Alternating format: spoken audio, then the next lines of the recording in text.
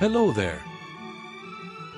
Western Front Ace is a narrative-driven solitaire game, set during the Great Air War of World War I in Europe. This game was released in 2023. The player may choose to fly for one of 7 different nationalities: Germany, France, the British Empire, the United States, Belgium, Italy, or Austria-Hungary.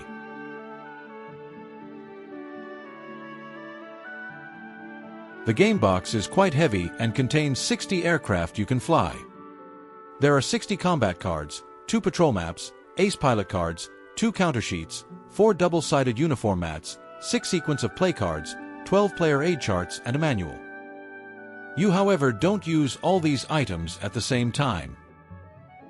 For instance, during a mission you only use a small portion of aircraft at any one time. The optimal layout is demonstrated here. You have the aircraft display mats of the planes you are flying on the bottom left corner, the pilot status mat above that, and in the top right corner the aircraft display mats of your opponent with on top the 2-seater mat. Below in the right corner you have the patrol map where you can see all aerodromes and the front line.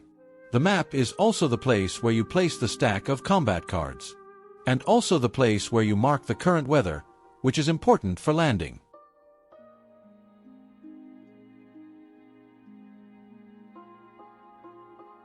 Probably you didn't notice, but 2 maps are available.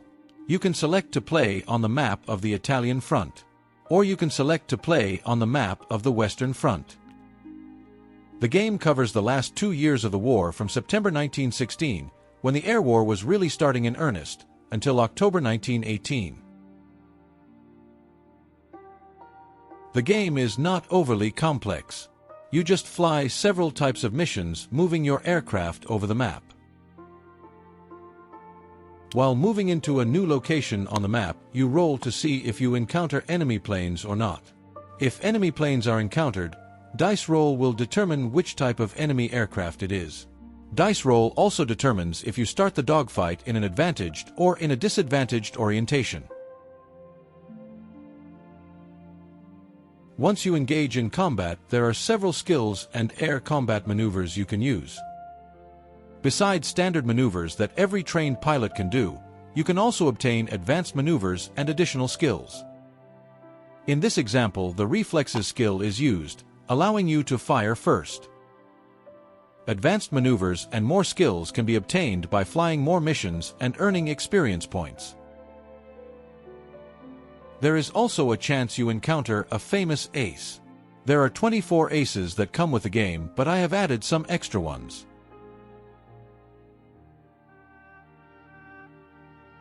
After each mission is completed, you return to your home base.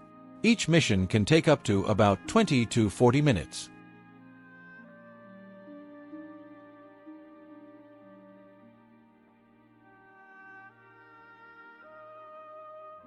Upon successful missions, you can gain experience and prestige, which you can use to obtain better skills and better aircraft.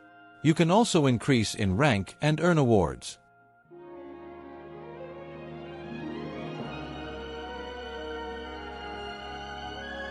Your eventual goal is to become the top ace of the war.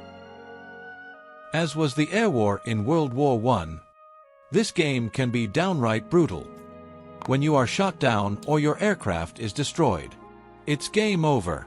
Surviving till the end of the war can therefore be a major challenge.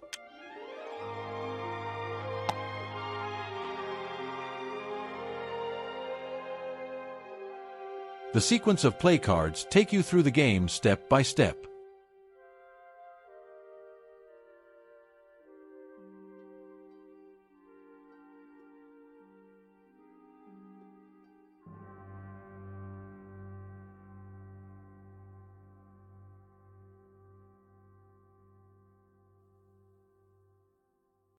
You start the game by selecting a country you want to fly for.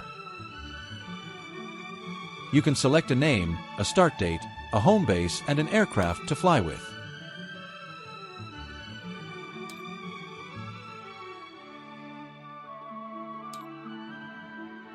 You can also have the game determine all of this for you by rolling a die.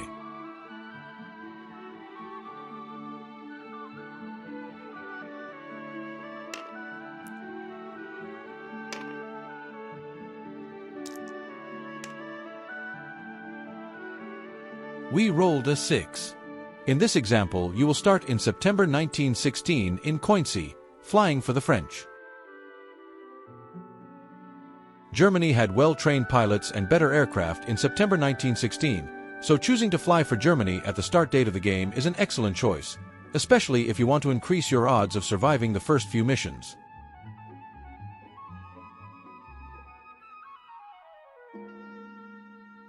You are, however, not obliged to start in September 1916. You can choose any starting date. The Americans, for example, only started in February 1918 flying from French bases.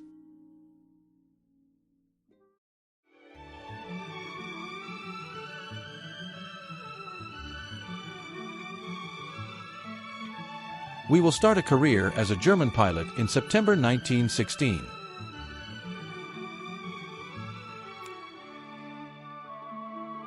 Looking at the first sequence of play card, the first thing we have to do is to roll or choose a base and an aircraft. But first we will decide on a name for our German pilot. We can choose our own name or roll for one. For this we have to select Chart S2. This is the chart with all the German names. We have to roll with 2 dice for the given name and again with 2 dice for the surname.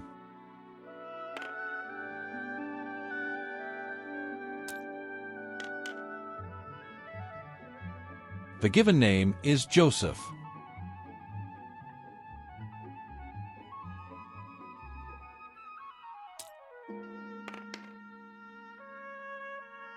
The surname is Saxon-Berg.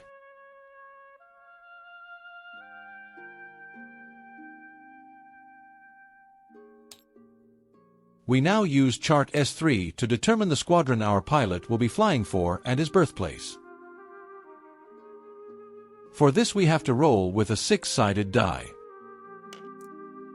As Joseph starts his career in September 1916, only the first row applies. The result is that Joseph will join the 5th Prussian Squadron, Jasta 5.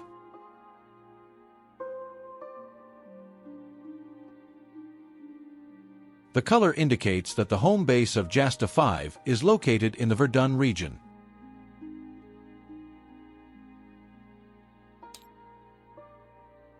On Chart S4 we can now see the airfield we will be operating from on the map of the Western Front. We will now roll with 3 dice for the exact airfield location in that area.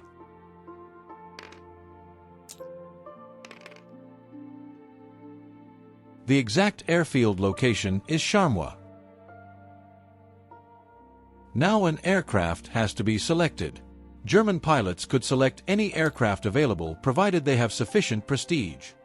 Only aircraft available at the start may be selected. We could choose the Albatros D1. This aircraft has a decent agility and speed. It is also equipped with early twin-fixed Spandau machine guns obtaining a firepower of 4. Another candidate is the Halberstad D2. This airplane is somewhat slower than the Albatros. The Halberstad has only 1 forward machine gun, resulting in a firepower of only 3. Both aircraft have the same structural strength. Both aircraft also don't require any prestige level. Joseph will therefore choose the Albatros.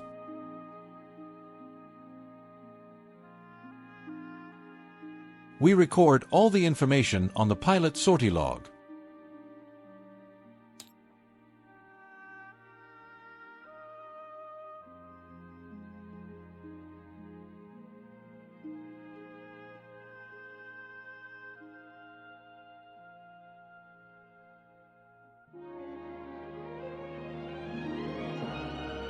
We will now add the home base and the enemy base on our aircraft display map.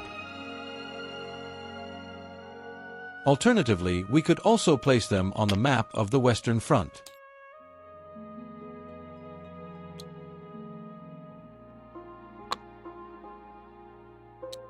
Remicourt is the home base of our French opponents. This base will also be used by the Americans in 1918. We now prepare our aircraft display mat. In Tabletop Simulator, this is easily done by clicking on the default Setup button. The Reflexes skill and the Advanced Maneuver 1 each pilot gets for free. This is the basic setup for each new pilot. The Reflexes skill allows the pilot to either gain one position after the initiative roll or to first fire in a combat round. It may be used once per sortie. The Advanced Maneuver 1 allows a Cuban 8 which avoids one random hit and improves orientation by 1. It may also be used once per sortie. Each new pilot starts with a good luck charm. They allow the player to re-roll any single die or dice roll, or redraw a new combat card. Each good luck charm can only be used once during the game. The aircraft is to be armed with the correct number of ammo rounds. In this case, 6.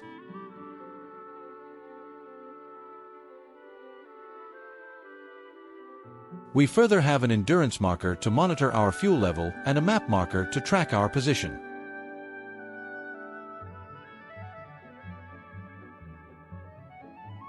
Finally, an aircraft marker of the Albatross D1 is placed on the aircraft display mat. There is also an aircraft marker placed on the map to track progress of the assigned sortie. Now it's time to attend flight school.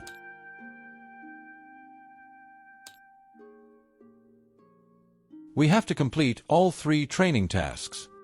The first is gunnery training. We have to flip 3 combat cards and achieve a 4, 5, or a DE result in the Firepower 2 column. If we succeed, we get the gunnery -1 marker. This will allow us to get the gunnery skill with 1 less experience point.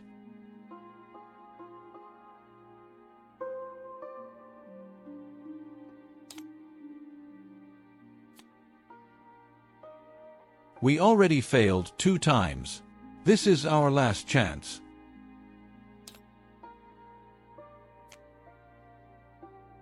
This time we achieve the goal. The gunnery -1 marker is Joseph's. Once obtained, the gunnery skill gives the player 1 extra random hit.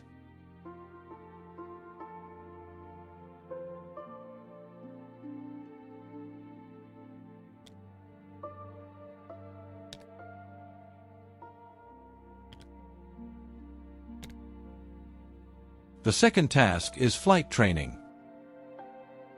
We have to roll 2 dice and we have to roll at least 9.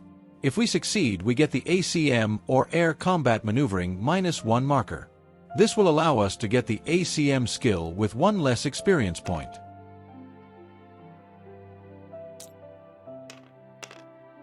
Unfortunately, we failed this task and consequently we don't get the ACM -1 marker. The third and last task is landing training. We have to perform 3 landings with a +2 trainee modifier. If none of these are a rough landing, the pilot receives the landing skill for free.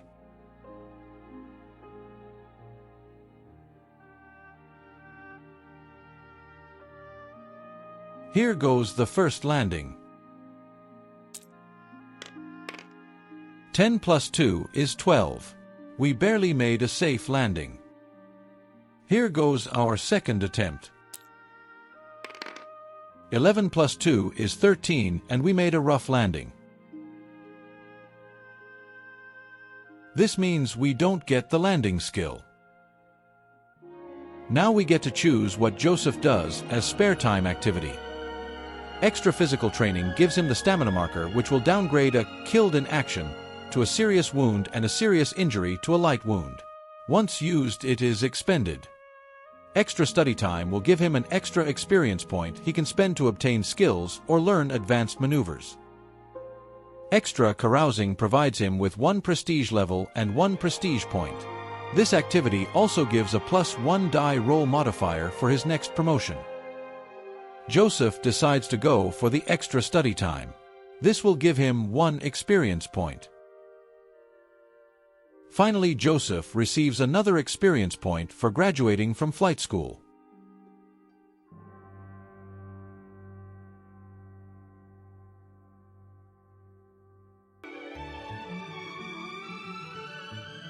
Joseph is now a second lieutenant and is eager to join his squadron. But before he can travel to his base, he has to decide if he wants to spend some or all of his experience points. At this point, Joseph could also reconsider his aircraft choice, provided he would have achieved Prestige Level 1 from carousing. Indeed, the Albatros D2 is also available at the start but requires Prestige Level 1 to obtain. Joseph, however, has no prestige level yet.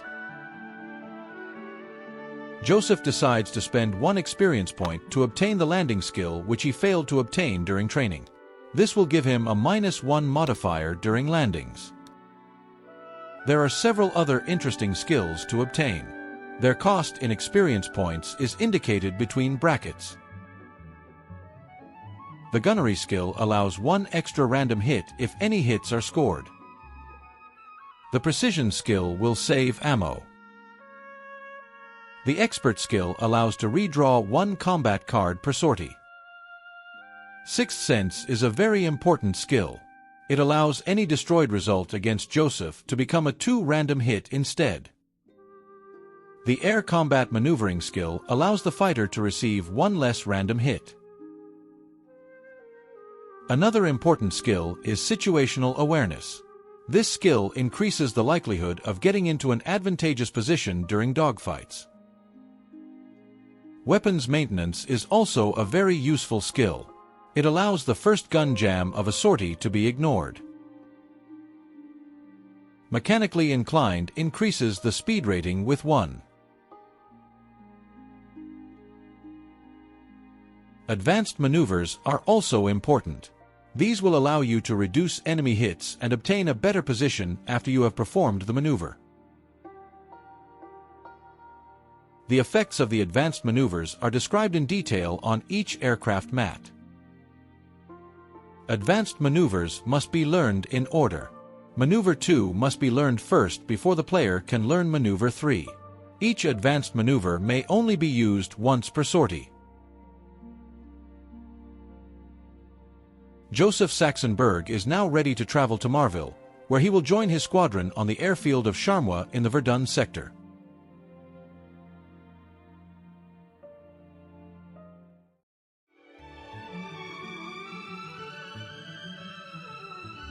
Joseph Saxenberg has finally arrived at the airbase in Charmois in the Verdun sector.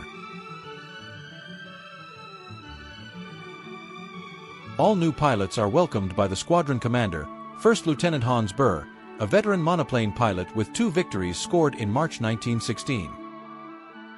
Lieutenant Burr was given the command very recently, as JASTA 5 was only formed a couple of days before, on August 30, 1916. He said that all newcomers would be part of a new breed of fighter pilots. Well-trained, disciplined and tough. Lieutenant Burr further stated, Im Verdun-Sektor war es in den letzten Monaten ruhig, doch die Spannungen scheinen zuzunehmen.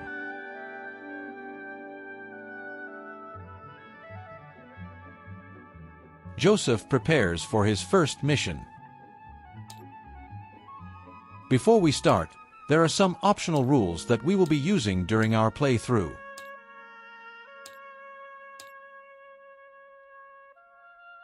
We will use pilot fatigue. Each sortie flown causes the pilot to gain 1 fatigue point. For each sortie not flown or months where 2 or less sorties are flown, will remove 2 fatigue points. Once a year, the pilot is able to take 2 weeks of leave in order to reset his fatigue to 0, starting from 1917. As you can see on the fatigue effects table, if the fatigue level becomes too high, the pilot will suffer some negative effects. Before each engagement, we will also roll for the enemy pilot quality. We will also apply the optional 2-seater behavior rule when head-to-head. With the standard rules, the enemy 2-seater will always go defensive. With this optional rule, the enemy 2-seater will open fire with its forward guns on a roll of 1 to 3. On a roll of 4 to 6, the enemy 2-seater will go defensive.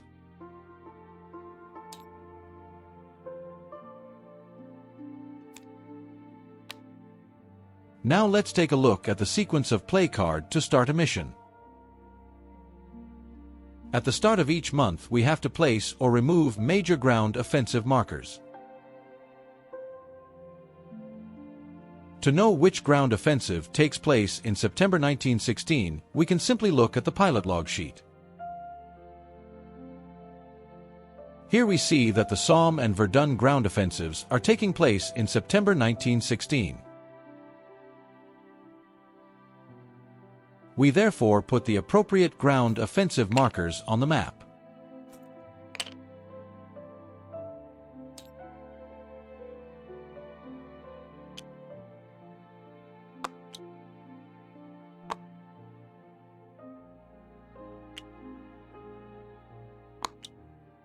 One of the ground offensives is in our sector. This can have an effect on the sorties to be flown. The periods in which these ground offensives are taking place can also be found on the back of the markers.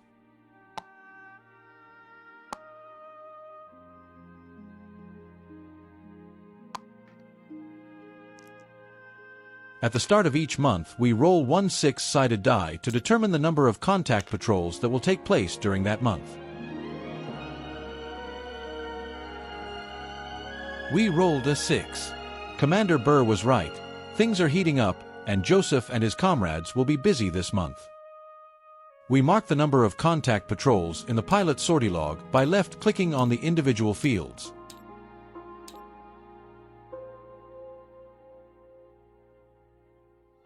For the first contact patrol, we have to roll on Chart A1A for the year 1916 to receive our assigned mission. Chart A1A applies to the Central Powers, while Chart A1B applies to the Allied side. Pilots may always volunteer for a balloon busting mission. Apart from volunteering for a balloon busting mission, requesting for a specific mission assignment without performing a role will cost a prestige point, which Joseph currently does not have.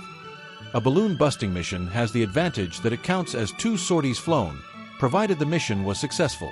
For each 4 successful contact patrols, the pilot gains an experience point.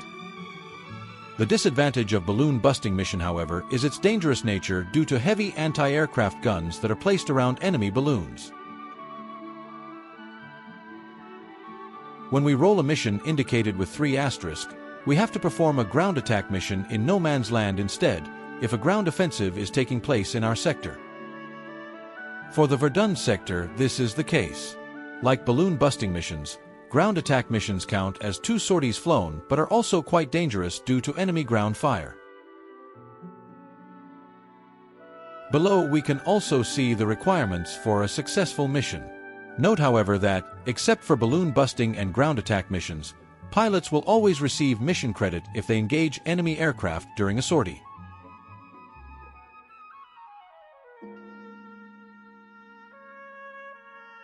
We will now roll for the mission assignment.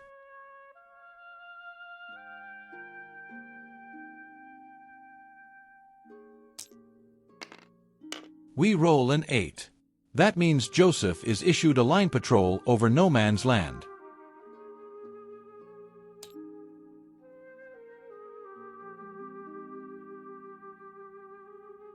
We will now put the line patrol mission marker on the aircraft display map and on the Western Front map.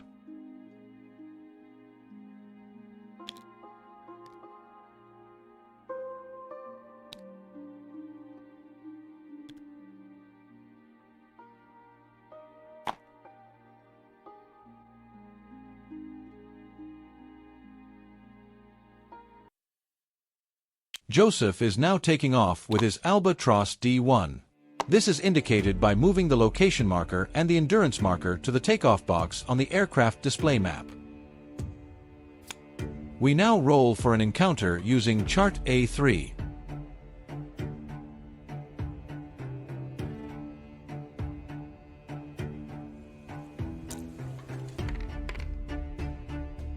We roll a 2. The Germans use the rightmost column when they are flying over friendly lines. Joseph has spotted a 2-seater.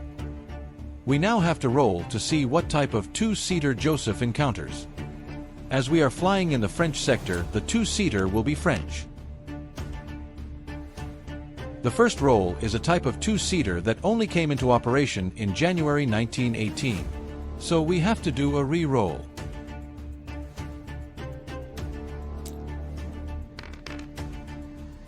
We again roll an 8.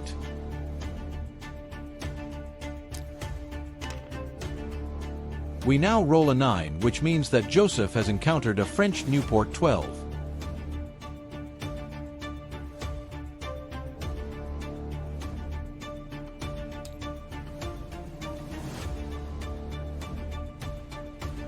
The Nieuport 12 has a speed of 9, an agility of 2, rear guns, and a rotary engine. We will now select the Nieuport 12 on the two-seater display mat. The two-seater aircraft markers are automatically put in place.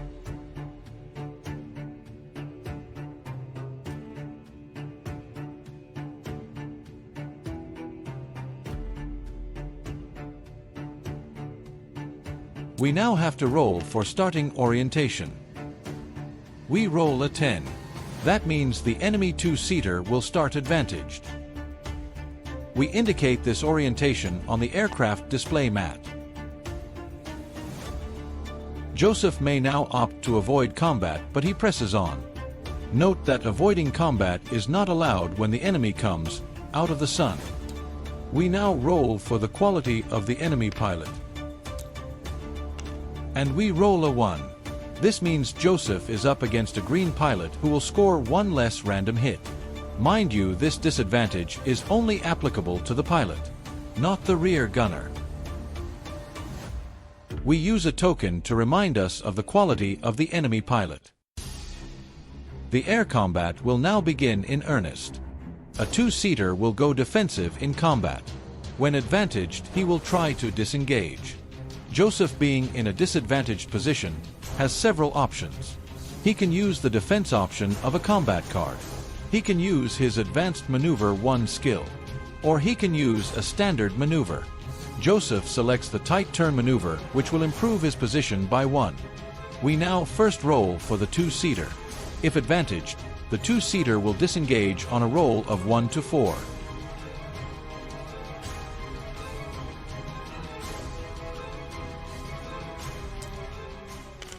The two-seater rolls a 4 and the disengagement is a success. This battle has ended as quickly as it started.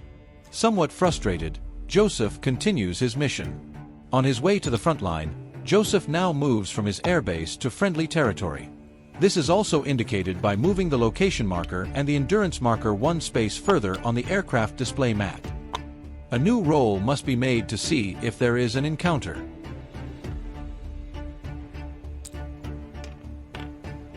We roll a 6 and no encounter takes place.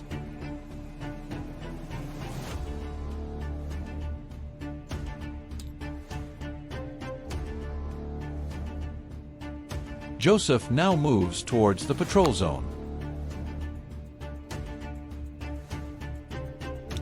Joseph is now patrolling above no man's land. And we roll again for an encounter. We roll a 10. As Joseph is now flying above no man's land, we have to use the second column. But also over no man's land, no enemy plane is encountered. As this is his first combat flight, Joseph will not tempt fate by loitering and flies back to base.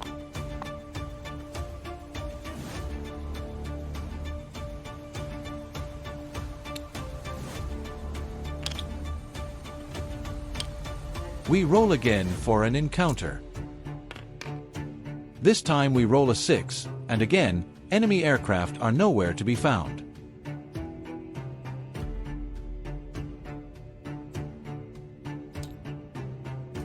Joseph moves to his takeoff and landing space.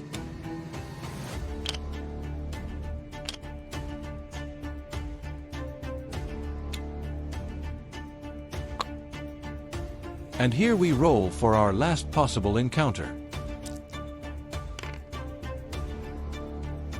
We roll a 5 and Joseph finally runs into French scouts near his home base.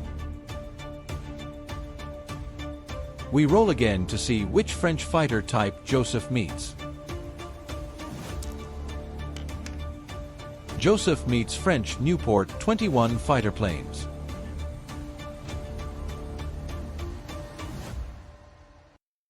We roll for starting orientation.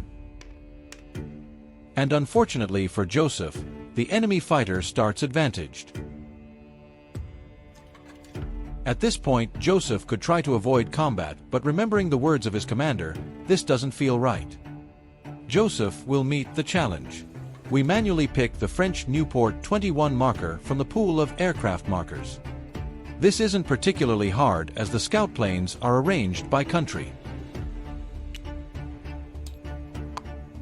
The advantaged position of the Nieuport 21 is now to be reflected on the aircraft display mat.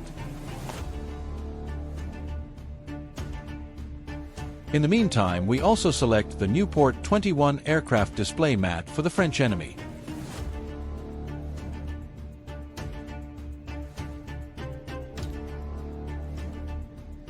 We also provide the Nieuport with the appropriate amount of ammunition. We notice that the Nieuport 21 has an agility rating of 2 and a speed of 10. These are the same values as for the Albatros D1. We now roll for the quality of the French enemy pilot. And we roll a 4. Joseph is dealing with a trained French pilot with no specific advantages or disadvantages. Now the battle starts in earnest. Joseph finds himself in a disadvantaged position. He decides to use his Advanced Maneuver 1 skill to avoid one random hit and improve one position. He will also apply his Reflexes skill to gain one position after the initiative roll. The Nieuport 21 opens fire.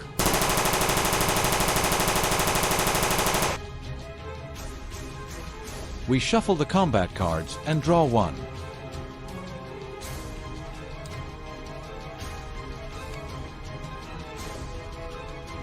The Nieuport 21, who has a firepower of 3, scores 4 potential hits.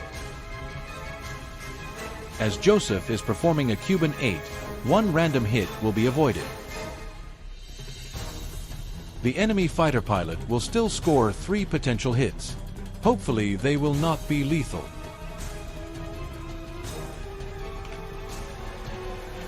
We now roll for the 3 remaining hits.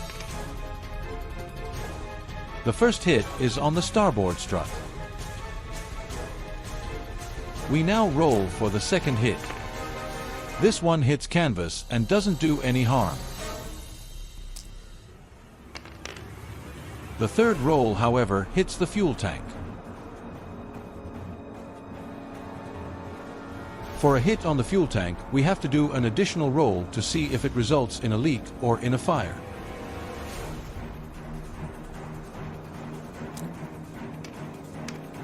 Fortunately, the hit on the Albatros of Joseph only results in a fuel leak.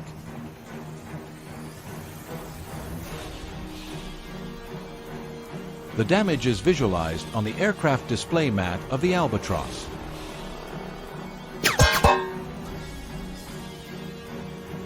We also have to reduce the amount of ammo of the enemy scout with 1. Due to his Cuban 8 maneuver, Joseph gains 1 position and is now head-on. Now we have to roll for final initiative. Both aircraft have the same agility and speed, so both start with a base initiative of 12. Now we have to roll for final initiative. The red die is for the enemy aircraft, the white one for Joseph. Joseph has a total initiative of 14, while his French opponent has 18. This is a difference of 4. Because of this, the French Nieuport will gain 1 position and is again in an advantaged orientation. The French pilot is clearly no beginner. However, Joseph also used his Reflexes skill to gain 1 position after the initiative roll. Therefore, both are now in a head-on orientation again at the start of the second combat round. Joseph may go defensive to improve position the next round, but then he has to endure another round of fire from his opponent. Having more forward firepower, Joseph decides to fire. Both pilots pull the trigger at the same time. Will their gun open fire or will it jam? We now have to flip a combat card to see how many hits Joseph inflicted. There is also the possibility his guns jam. It's a nerve-wracking matter of life or death for Joseph.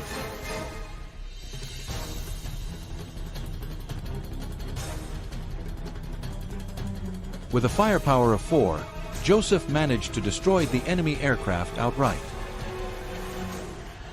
As both fire at the same time, a card is also drawn for the French pilot.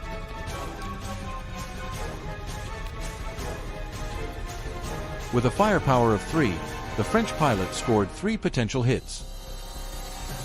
Both aircraft fire at each other head-on.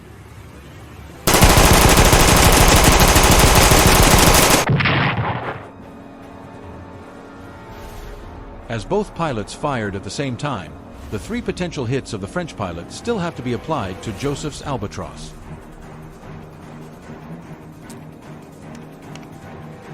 The first hit injures a crew member. Now we have to determine which crew member was hit, the pilot or a non-existing observer.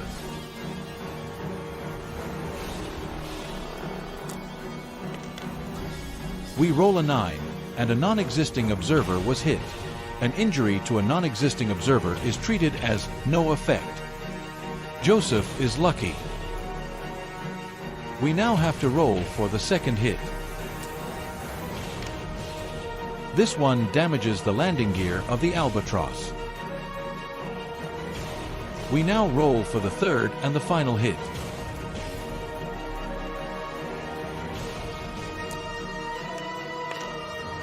The third hit damages the engine of the Albatros.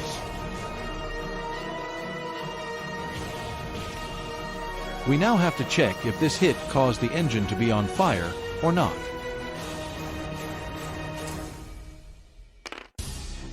Fortunately for Joseph, the engine is not set on fire. The damage sustained has to be marked on the aircraft display mat of the Albatros.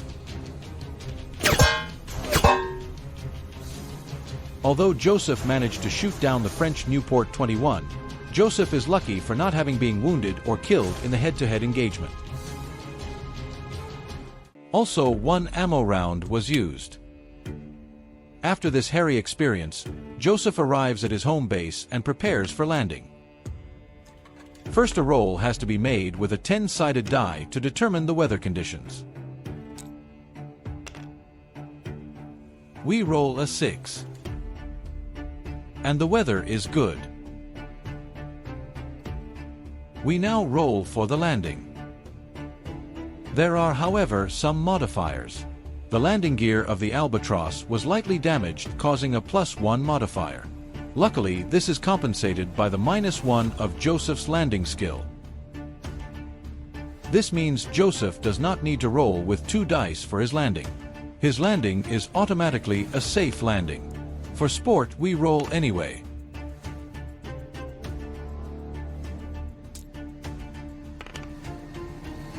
We roll less than 13 and Joseph lands safely. The Albatros is somewhat damaged, but this is quickly repaired by the ground crew. The Albatros is also fully rearmed and set up for his next mission. Joseph completes his pilot log. He indicates his first mission was successful.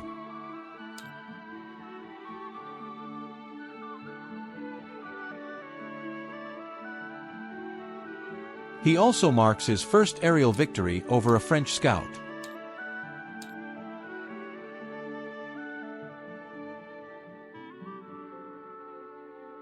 For this contact sortie, Joseph has accumulated 1 fatigue point.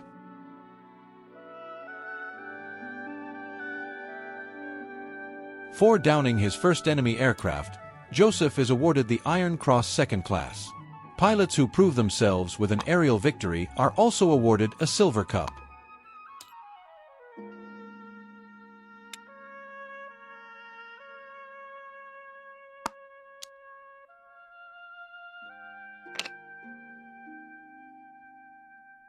For each award, Joseph also receives a prestige point. With each prestige point comes an increase in prestige level.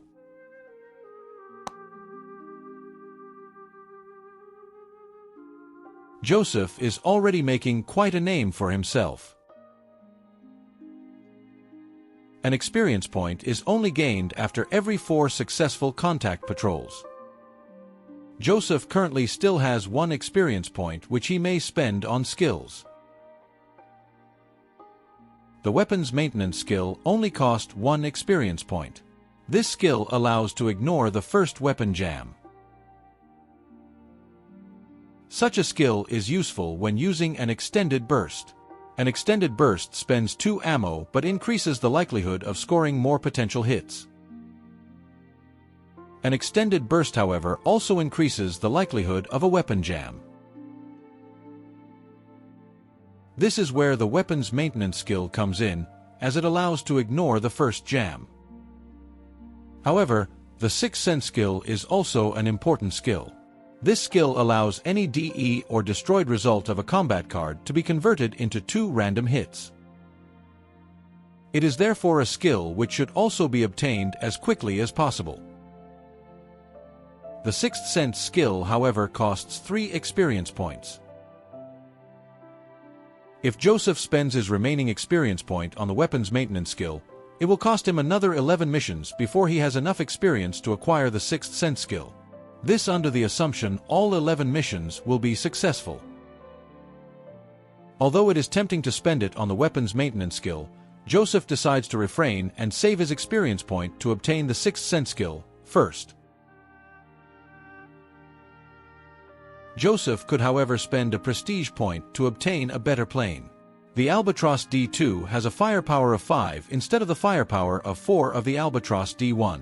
The Albatros D2 also only requires a prestige level of 1, while Joseph has already a prestige level of 2. Because of Joseph's prestige level of 2, there is also another candidate better airplane, the Fokker D3. This airplane also has a firepower of 5. It has, however, the additional advantage that it is equipped with a rotary engine, which makes it more maneuverable in combat. As both aircraft cost 1 prestige point to transition to, Joseph decides to spend 1 prestige point on transitioning towards the Fokker D3 instead of the Albatros D2.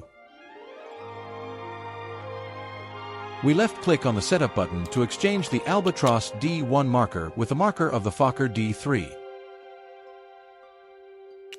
Upgrading to a newer model of aircraft will also cost 1 contact sortie in time, while Joseph familiarizes himself with a new type of plane.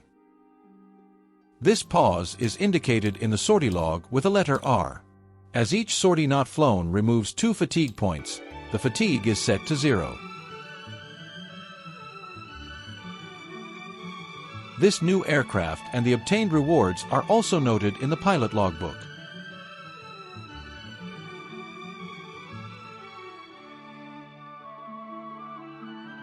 Joseph survived his first mission, but he's conscious it was a close call. Fortunately, Joseph still has his good luck charm. But how long will it be before his luck runs out? More illustrious pilots that came before him already met their end. Only time will tell.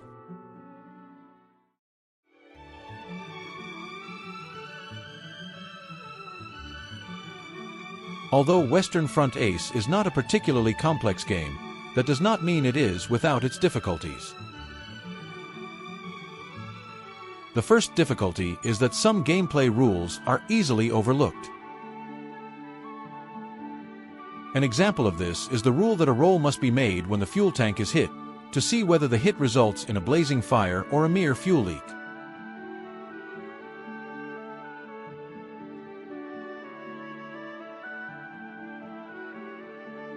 This roll is, however, also required when the engine is hit.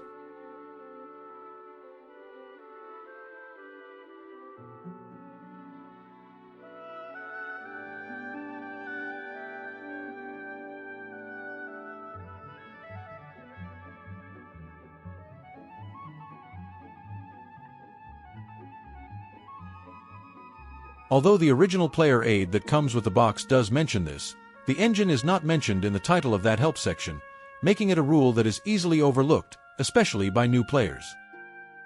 I adapted my player aid to address this shortcoming. A second difficulty is that the application of certain rules is not always clear. An example of this is when a two-seater is encountered during a mission. In the manual, it is clearly stated that it is not allowed to engage a two-seater when you are flying a balloon-busting mission or when you are on escort duty. In the manual is also stated that two-seaters immediately go defensive in combat. This seems to imply that when an enemy two-seater is encountered during a mission, the player may simply choose not to engage the enemy two-seater without rolling any dice. Furthermore, many players don't consider an enemy two-seater an easy target. Two-seaters can be quite sturdy and the rear gunner deadly. Therefore, many players prefer not to engage two-seaters when encountered during a mission. Two-seaters are, however, a big threat to ground forces. They provide the enemy with vital information about troop movements and guide artillery to strike their targets more accurately. If each individual pilot would be allowed to decide if he wants to engage an enemy two-seater or not, this threat would rarely be addressed. Online discussions also show that it was never the intention of the designers to have the player choose if he wants to engage an enemy two-seater or not, without rolling any dice. Because of their threat to ground forces, a two-seater must be engaged when encountered. This is, however, not clearly stated in the manual. If two-seaters must be engaged, that also raises the question if an enemy two-seater has to be engaged when your airplane is severely damaged, when you are wounded, or when you are out of ammunition. Remember that when going on patrol you are part of a squadron and therefore you are not the one making all the decisions. Therefore, I apply the following compromise. When you are part of a squadron, two-seaters must be engaged, even if you are damaged or without ammunition. This will have you draw enemy fire and deviate fire from squadron members that do have ammunition. You are, however, always allowed to try to avoid combat and try to disengage using the normal rules of combat. You may not only try to avoid combat or try to disengage if you are unable to cause any damage to the two-seater, but also when you are fully armed but think attacking enemy two-seaters is risky. Only when you go on a solitary hunt you are the sole decision-maker and may choose not to engage an enemy two-seater without rolling dice. Despite some of these issues, Western Front Ace is still a fine game. If a rule is unintentionally overlooked or not correctly applied, I consider it part of the fortunes of war. However, if anyone believes a mistake has been made in one of my playthrough videos, I encourage them to report it in the comments. With this, I thank you for watching and I hope to see you on another video.